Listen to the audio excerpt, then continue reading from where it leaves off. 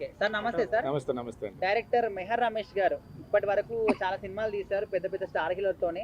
అన్ని సినిమాలు కూడా ఫ్లాప్ అయ్యాయి. సో ఇప్పుడు పవర్ స్టార్ గారితో సినిమా తీయాలని నా కోరిక, ఖచ్చితంగా తీస్తానని చెప్తున్నారు. మరి ఆయన సినిమా తీస్తే హిట్ అయింది అనుకుంటున్నారా? ఒకటి ఇప్పుడు డైరెక్టర్ గారు మెహర్ రమేష్ గారికి కానీ మన పవన్ కళ్యాణ్ గారు కానీ అవకాశం ఇచ్చారనుకోండి, తప్పనిసరిగా ఏంటంటే హిట్ అవుతుంది. అంటే పూర్వం ఎన్ని సినిమాలు తీసారా ఫ్లాప్ అన్నది పక్కన పెట్టండి, ఇప్పుడు కానీ తీస్తే తప్పనిసరిగా ఏంటంటే హిట్ అవ్వడానికి అవకాశం ఉన్నది. పవన్ కళ్యాణ్ గారు ఏంటంటే ఇప్పుడు పొలిటికల్గా బిజీ షెడ్యూల్లో ఉన్నారు కాబట్టి ఏమాత్రం అవకాశం ఇచ్చిన మట్టుకి వారికి సక్సెస్ఫుల్గా సినిమా అవుతుంది. మీకు కూడా అసలు సినిమా చేయకపోతే మేల్ అనే విధంగా మాట్లాడుతున్నారు కదా. అంటే అలాగే ఎలాగవుతుంది. ఇప్పుడు ఏంటంటే పొలిటికల్గా కావాలన్న వాళ్ళు కొంతమంది ఉంటారు, మరి ఫ్యాన్స్ ఉంటారు. ఫ్యాన్స్ కోసం ఏంటంటే మరి వాళ్ళు ఎంటర్టైన్మెంట్ ఉండాలి కాబట్టి వాళ్ళకు కూడా ఏంటంటే సినిమాలు తీసి ఇద్దరిని కూడా మెప్పించవలసిన అవకాశం ఉంటుంది. కాబట్టి అటు ఉండాలి ఇటు ఉండాలి, రెండిట్లో కూడా కనీసం ఎక్కువ కాకుండా 2 సంవత్సరాలు 3 సంవత్సరాలు ఒక సినిమాలు తీస్తే మంచిది. గొప్ప వ్యక్తులు సినిమా చేసినా కూడా ఆ సినిమా ఘోరంగా ఫ్లాప్ అయిపోయింది. సో అట్లాంటి డైరెక్టర్ కి ఛాన్స్ ఇవ్వడము వద్దు, మీకు ఉన్నటువంటి క్రేజ్ పోతుంది అని కూడా పవర్ స్టార్ ఫ్యాన్స్ అంటున్నారు. అప్పుడు ఏంటంటే మెగాస్టార్తో తీస్తే అప్పుడు ఉన్నటువంటి పరిస్థితులు పెట్టి అప్పుడు ఉన్నటువంటి కథను పెట్టేటంటే అది ఫెయిల్యూర్ అవ్వుంటూ ఉండొచ్చు. కానీ అదే డైరెక్టర్ ఇప్పుడు పవన్ కళ్యాణ్ గారితో తీశారు అనుకోండి, ఫెయిల్యూర్ అవుతుందని మనం చెప్పడానికి అవకాశం ఉండదండి. ఏమంటే ఇప్పుడు పవన్ కళ్యాణ్ గారు ఉన్నటువంటి ఫ్యాన్ బేస్ అవ్వచ్చు. ఇప్పుడు ఏంటంటే మనకి ఇండియా వైజ్గా కూడా ఏంటంటే పవన్ కళ్యాణ్ అంటే ఎవరన్నది కూడా ఇప్పుడు బాగా తెలిసింది మీకు. అటు పొలిటికల్గా కానీ ఇటు ఏంటంటే సినిమా హీరోగా కానీ చాలా ఫ్యాన్ బేస్ పెరిగింది. కాబట్టి ఇప్పుడు ఆడియన్స్ ఏంటంటే ఎక్కువ మంది చూడడానికి అవకాశం ఉన్నది. కాబట్టి మ్యాక్సిమం పెట్టిన సినిమా అన్నది ఏంటంటే ఫ్లాప్ హిట్లతో సంబంధం లేకుండా ఏంటంటే అటు డైరెక్టర్ కానీ నిర్మాత కానీ లాస్ లేకుండా ఏంటంటే ఆ మూవీ అన్నది తప్పనిసరిగా మీకు ఉంటుందండి. పొద్దున్న లేస్తే పవన్ కళ్యాణ్ గురించి మాట్లాడతాను కాబట్టి నేను కోరుకుంటున్నా మెహర్ రమేష్కి వస్తే మెహర్ రమేష్ ఒక సెన్సేషనల్ మూవీ తీస్తాడు. మేము నమ్ముతున్నాం. ఇంత శక్తి అని ఎందుకు అనుకోవాలండి, వాళ్ళందరూ పక్కన పెట్టే ఆ సందర్భం వేరుగా ఉంటుంది. నేను నమ్ముతున్నాను కదా, hard core fan Pawan Kalyan. నాకంటే ఎవడైనా గొప్పగా ఒక 3 సాంగులు చేసినోడు కానీ సంవత్సరాల తరబడి నేను ఉన్నాను పవన్ కళ్యాణ్ గారు మంచితనం గురించి కానీ ఆయన చేసిన సేవా కార్యక్రమాల గురించి కానీ. నేనే కోరుకుంటున్నాను మెహర్ రమేష్ గారికి సినిమా ఇమ్మని. ఖచ్చితంగా సినిమా ఇస్తే ఆయన ఒక గొప్ప హిట్ సినిమా తీయగలడని నేను నమ్ముతున్నాను. కానీ ఎవరో అంటే నాకంటే ఫ్యాన్ ఎవడో లేడు కదా, ఉన్నాడా చూపించు. మనం ప్రొడ్యూసర్ వాళ్ళే వస్తారండి. ఇప్పుడు ప్రొడ్యూసర్ గురించి ఆలోచించాల్సిన అవసరం లేదు. అలాంటి 10 సినిమాలు తీసుకోవచ్చు, అంత అన్ని డబ్బులు వస్తాయి పవన్ కళ్యాణ్ సినిమా తీస్తే. Okay, thank you. ఇస్తాడని నేను అనుకోలేదు, ఇస్తే మెహర్ రమేష్ అదృష్టం. సో నా విడేస్ అట్లానే ఇప్పుడు యూత్ అంతా చూసుకుంటే ఎక్కువగా హీరోల కోసం, రాజకీయ నేతల కోసం వాళ్ళు వస్తే ఒక గుంపులుగా అక్కడ ఉండే క్రౌడ్ ఏ విధంగా మనం చూస్తున్నాం వీడియోస్లో, మీరు కూడా చూసే ఉంటారు. సో యూత్ అంతా సినిమాలకి అట్లానే పొలిటీషియన్స్ అంటే ఎక్కువగా ఇంట్రెస్ట్ చూపిస్తున్నారంటే ఏం చెప్తారు? సినిమాలు హీరోలు కూడా ఎన్నో వాటిలలో ప్రాణాలు కూడా పోతున్నాయి. వీళ్ళని ఎవరు వెళ్ళమన్నారు? వాళ్ళ పనులు అయ్యో వాళ్ళు చేసుకుంటారు, వాళ్ళ కార్యక్రమాలు అయ్యో వాళ్ళు చేసుకుంటారు, వాళ్ళ దారిని ఏదో వాళ్ళు వెళ్ళిపోతారు. ఇప్పుడు పొలిటికల్ వాళ్ళే కానీ, రాజకీయ నాయకులే కానీ, సినిమా హీరోలే కానీ, హీరోయిన్సే కానీ వాళ్ళు కూడా మనుషులే. కాకపోతే వాళ్ళు ఒక సెలబ్రిటీస్. వాళ్ళ దగ్గర ఒక నటన ఉంది, వాళ్ళ దగ్గర ఒక పని ఉంది, వాళ్ళ దగ్గర ఒక టాలెంట్ ఉంది, వాళ్ళ దగ్గర ఒక రాజకీయం ఉంది. వాళ్ళని చూడటానికి పోయి వీళ్ళు ప్రాణాలు తీసుకోవడం ఏంటి? అది అనవసరం కదా. కావాలంటే క్రౌడ్ లేనప్పుడు వెళ్ళండి, లేదంటే వాళ్ళు పర్సనల్గా టైం ఇస్తే వెళ్ళి కలవండి, మాట్లాడండి. కలవలేకపోతే వాళ్ళు మీకు అంత వీరాభిమానులు అయితే మీరు వాళ్ళకి వాళ్ళ ఫోటోలు మీ ఫోన్లలో పెట్టుకోండి, వాళ్ళ పేర్లు మీ శరీరాల మీద టాటూలు వేయించుకోండి. ఈ రకంగా మీ అభిమానాన్ని తెలియచేసుకోవచ్చు. కానీ వాళ్ళు ఎక్కడో వచ్చారని చెప్పిపోయి ఆ జనాలలో పడి, ఆ క్రౌడ్లో పడి మీ ప్రాణాలు పోగొట్టుకోవడం అవసరమా? మిమ్మల్ని కన్న తల్లిదండ్రులు ఏం కావాలి? మీరు అటువంటి క్రౌడ్లో ప్రాణాలు పోగొట్టుకుంటే ఇదంతా ఎక్కడ పోతుంది? అంటే మీ తల్లిదండ్రులు ఏమైపోయినా పర్వాలేదు, మీ తోబుట్టువులు ఏమైనా పర్వాలేదు, మీ స్నేహితులు ఏమైపోయినా పర్వాలేదు, మీ అభిమాన హీరో కోసం మీరు వెళ్ళి ప్రాణాలు పోగొట్టుకుంటారు. అతను పోగొట్టుకున్న వాళ్ళలో అతను ఒక జాలి దయా గుణవంతుడు కలివాడు అనుకో, నీ ఇంటికి వస్తాడు, నీ కుటుంబాన్ని పరామర్శిస్తాడు, అంతో ఎంతో ఆర్థిక పరంగా సహాయం చేస్తాడు. కానీ నిన్ను తీసుకొచ్చి నీ తల్లిదండ్రులకు ఇవ్వలేడు కదా. నువ్వు నీ తల్లిదండ్రులతోటి తిరగలేవు కదా, నీ అక్క చెల్లెళ్ళతోటి ఆనందంగా ఉండలేవు కదా, నీ ఫ్రెండ్స్ తోటి కలిపి ఎంజాయ్ చేయలేవు కదా. అందుకనే ఆ హీరో అభిమానాన్ని ఎంతవరకు ఉంచాలో అంతవరకే. అతని పేరు వేయించుకుంటావా టాటో రూపంలో వేయించుకో, అదొక గొప్ప.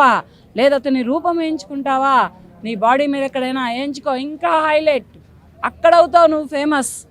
అంతేగాని వచ్చాడు కదా అని క్రౌడ్లో పడి ఎరగతోసుకుంటూ పోయి ఆ తొక్కిసలాడలో నీ ప్రాణం పోతే నీ వెనకమార్లో నిన్ను కనిపించి నిన్ను నమ్ముకున్న వాళ్ళు ఏం కావాలి? అట్లానే ఇప్పుడు ఈ రోజుల్లో సూసైడ్స్ కూడా ఎక్కువ అవుతున్నాయి, వాటి మీద మీ ఒపీనియన్ ఏంటి?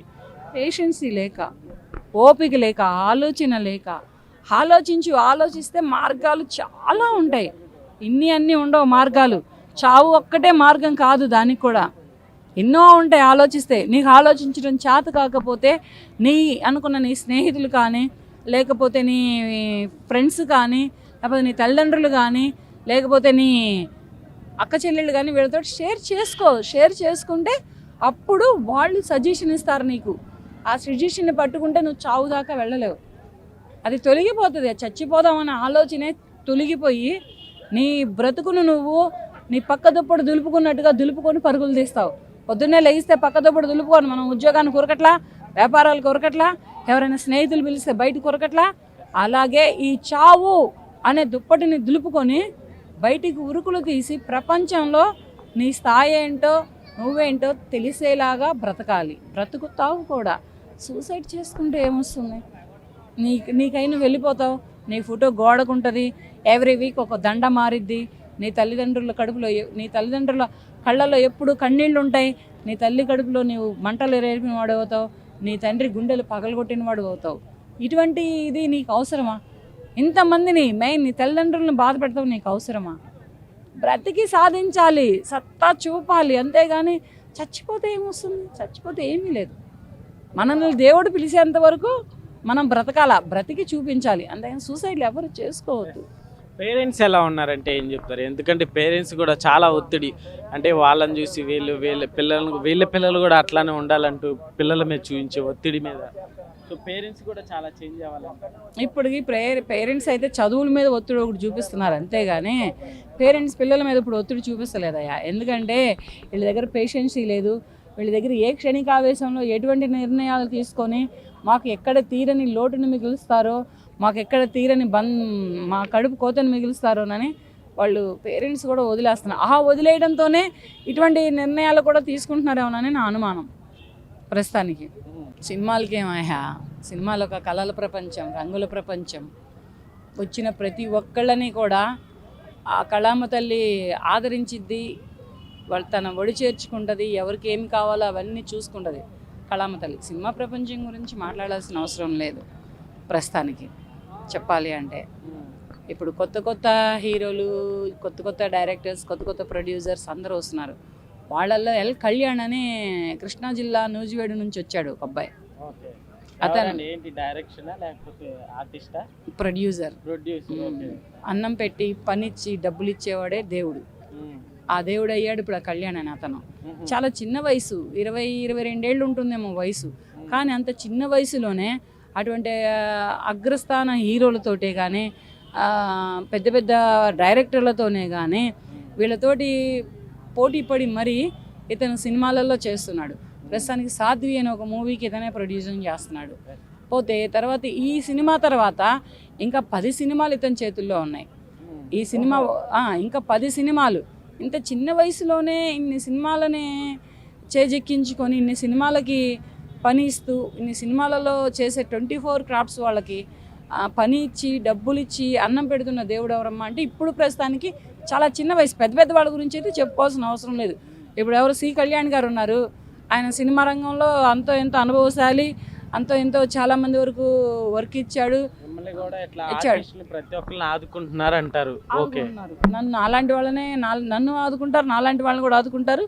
ఇటువంటివన్నీ కూడా చేస్తున్నాడు. కానీ ఇతను ఇంత చిన్న వయసులో ఈ ప్రపంచంలోకి ఎలా రాగలిగాడు, ఈ ప్రపంచం మీద ఎలా రావాలనిపించింది, సినిమా ప్రపంచం మీద ఈ ప్రపంచంలో ఎలా అడుగు పెట్టాడు అనేది నాకు కూడా కొంచెం చాలా అంటే అది ఒక మెరాకిల్గా ఉందన్నమాట. ఎవరైనా ఒక 30 ఏళ్ళు, 35 ఏళ్ళు, 40 ఏళ్ళు, 50 ఈ ఏజ్లో వస్తారు ప్రొడ్యూసర్గా. కానీ ఇతను 22 ఏళ్ల వయసులోనే వచ్చాడు. అంత పెద్ద అగ్ర హీరోలు మళ్ళీ అతనితో చేసేది. ఇతను చేసే చిన్న చితక కొత్త హీరోలు ఎవరు లేరు, అగ్ర హీరోలు. మళ్ళీ డైరెక్టర్లా ఉన్న చిన్న చితక డైరెక్టర్లా, ముక్కు మొహం తెలియని డైరెక్టర్లా లేరు. ప్రతి ఫేమ్ అయిన డైరెక్టరు ఇతనికి ఇప్పుడు ఇతని డేట్స్ కోసం వెయిటింగ్లో ఉన్నారనమాట. అటువంటి స్థాయిలో ఉన్నాడు అంటే సపోర్ట్ చేయాలి ఖచ్చితంగా. సపోర్ట్ ఏ డైరెక్టర్ అయినా చేయడానికి సిద్ధంగా ఉన్నారు. ఇప్పుడు ఇతనే డేట్స్ ఖాళీ లేవు కానీ ఇతని డేట్స్ కోసం వాళ్ళే వెయిటింగ్లో ఉన్నారు. అలాగే మంచి మంచి కథలు ఉన్నాయి, మంచి మంచి స్క్రీన్ ప్లేయర్ ఉన్నాయి, మంచి మంచి డైరెక్టర్లు ఉన్నారు, రైటర్లు ఉన్నారు, డాన్సర్లు ఉన్నారు. అందరూ కూడా ఇతను ఒక్క డేట్ కోసం వెయిటింగ్లో ఉన్నారనమాట. ఎక్కడి నుంచి వచ్చాడో తెలియదు కానీ న్యూజివేడ్ అని అయితే తెలిసింది, కృష్ణా జిల్లా. ఎల్ కళ్యాణ్ గారికి నిజంగా ఆల్ ద వెరీ బెస్ట్. ఎందుకంటే ఇలాంటి ఆర్టిస్టుల్ని నిజంగా చాలా మందిని సపోర్ట్ చేస్తున్న మీకు నిజంగా చాలా చాలా థ్యాంక్స్. నేను కూడా ఫస్ట్ ఇండస్ట్రీలోకి వచ్చాను, బట్ కుదరక ఇలా బయటికి రావాల్సి వచ్చింది. బట్ కానీ ఇలా సపోర్ట్ చేసే వాళ్ళని నేను ఇంతకుముందు కూడా మీ పేరు విన్నాను. సో ఇలాంటి వాళ్ళని సపోర్ట్ చేసినందుకు చాలా చాలా థ్యాంక్స్. సో ఇంకేం చెప్తారు? ఇంకేముంది, ఎల్ కళ్యాణ్ గురించి చెప్పడానికి ఏమీ లేదు. అతను ఒక అగ్రస్థానంలో ఇంత చిన్న వయసులోనే వచ్చాడు కనుక రేపు రాబోయే కాలంలో రాబోయే సినిమా ఇండస్ట్రీని ఒక ఏలుడు ఏలతాడు. ప్రస్తుతానికి అతను ఏలాలని మరీ కోరుకుంటూ ఇంకా ఇలాగే సినిమా ఇండస్ట్రీని కొంచెం ఆదుకుంటూ, సినిమా ఇండస్ట్రీని కొంచెం పనిస్తూ వాళ్ళకి అన్నం పెట్టే దేవుడు అవ్వాలని మరీ కోరుకుంటున్నాను.